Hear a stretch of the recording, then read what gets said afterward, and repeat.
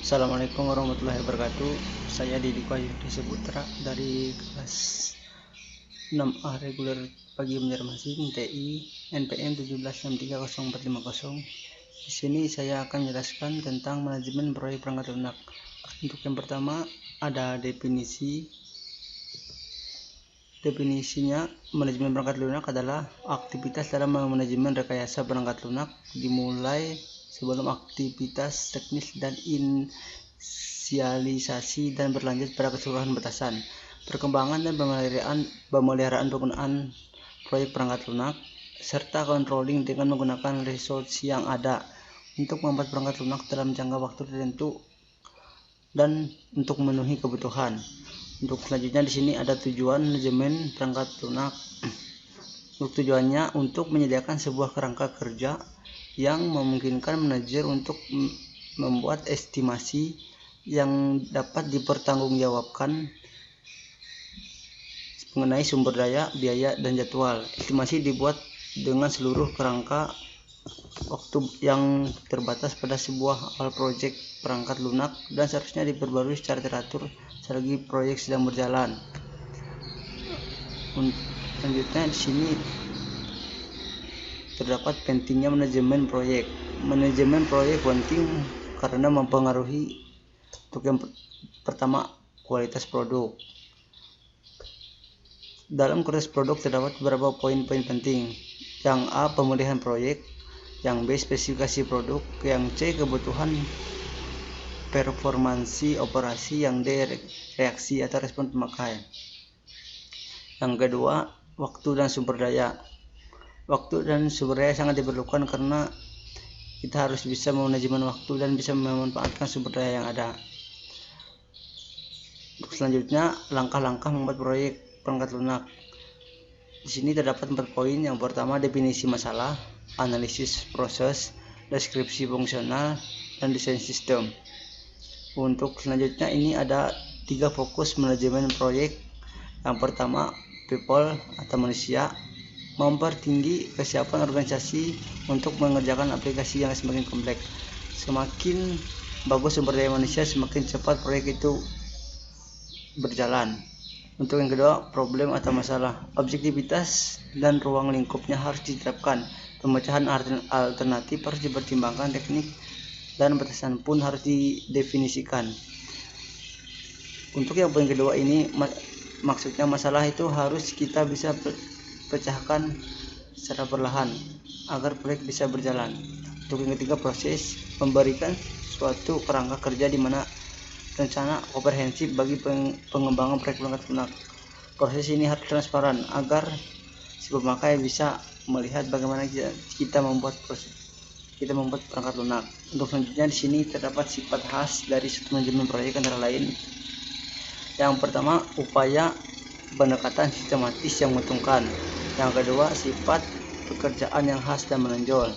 Yang ketiga, siklus kehidupan perkembangan yang spesifik. Yang keempat, peran pimpinan proyek lebih dominan. Sekian dari saya. Salah hilaf mohon maaf. Assalamualaikum warahmatullahi wabarakatuh. Assalamualaikum warahmatullahi wabarakatuh.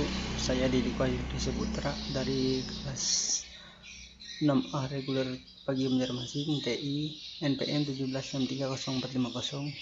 Di sini saya akan menjelaskan tentang manajemen proyek perangkat lunak. Untuk yang pertama ada definisinya. Manajemen perangkat lunak adalah aktivitas dalam manajemen rekayasa perangkat lunak dimulai sebelum aktivitas teknis dan inisialisasi dan berlanjut pada keseluruhan batasan, perkembangan dan pemeliharaan penggunaan proyek perangkat lunak, serta controlling dengan menggunakan resource yang ada untuk membuat perangkat lunak dalam jangka waktu tertentu dan untuk memenuhi kebutuhan. Untuk selanjutnya di sini ada tujuan manajemen perangkat lunak. Untuk tujuannya untuk menyediakan sebuah kerangka kerja yang memungkinkan manajer untuk membuat estimasi yang dapat dipertanggungjawabkan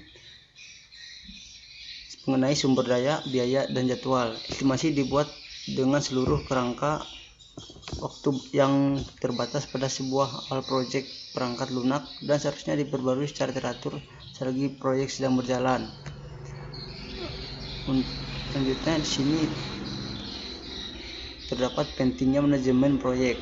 Manajemen proyek penting karena mempengaruhi untuk yang pertama kualitas produk. Dalam kualitas produk terdapat beberapa poin-poin penting. Yang A, pemilihan proyek. Yang B, spesifikasi produk. Yang C, kebutuhan performansi operasi. Yang D, reaksi atau respon pemakai. Yang kedua, waktu dan sumber daya. Waktu dan sumber daya sangat diperlukan karena kita harus bisa memanajemen waktu dan bisa memanfaatkan sumber daya yang ada. Untuk selanjutnya, langkah-langkah membuat proyek perangkat lunak. Di sini terdapat 4 poin. Yang pertama, definisi masalah, analisis proses, deskripsi fungsional, dan desain sistem. Untuk selanjutnya ini ada 3 fokus manajemen proyek. Yang pertama, people atau manusia, mempertinggi kesiapan organisasi untuk mengerjakan aplikasi yang semakin kompleks. Semakin bagus sumber daya manusia, semakin cepat proyek itu berjalan. Untuk yang kedua, problem atau masalah, objektivitas dan ruang lingkupnya harus diterapkan. Pemecahan alternatif harus dipertimbangkan, teknik dan batasan pun harus didefinisikan. Untuk yang poin kedua ini, maksudnya masalah itu harus kita bisa pecahkan secara perlahan agar proyek bisa berjalan. Untuk yang ketiga, proses, memberikan suatu kerangka kerja di mana rencana komprehensif bagi pengembangan proyek perangkat lunak. Proses ini harus transparan agar si pemakai bisa melihat bagaimana kita membuat perangkat lunak. Untuk selanjutnya di sini terdapat sifat khas dari manajemen proyek antara lain. Yang pertama, upaya pendekatan sistematis yang menguntungkan. Yang kedua, sifat pekerjaan yang khas dan menonjol.